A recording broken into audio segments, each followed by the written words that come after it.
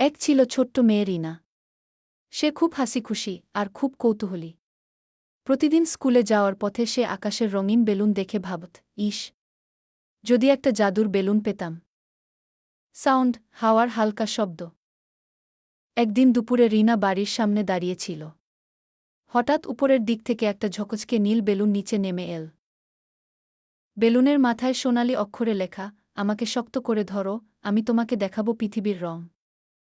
রিনা অবাক হয়ে বেলুনটা ধরতেই ফট করে চারদিকে আলোর ঝিলিক ছড়িয়ে সে চলে গেল এক ছোট্ট রঙিন জগতে। সাউন্ড, জাদুর টুনটুন শব্দ।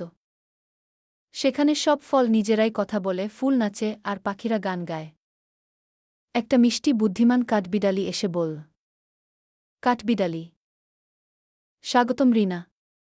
আমাদের জগতে কেউ মন খারাপ করে থাকতে পারে না। এখানে সবাই সবসময় একে আরেককে সাহায্য করে গি।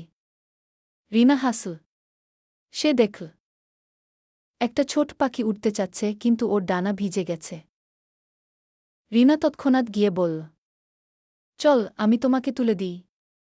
রিনা পাখিটাকে আস্তে করে গাছের ডালে বসিয়ে দিল।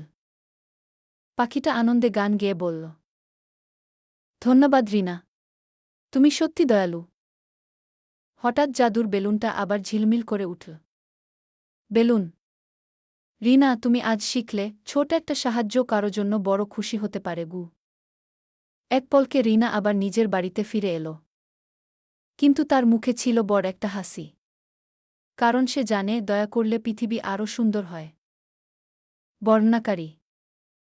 এভাবেই রিনা শিখল, জাদু বেলুনে নয়, জাদু থাকে আমাদের ভালো মন আর দয়ার কাজে। কি শেষ।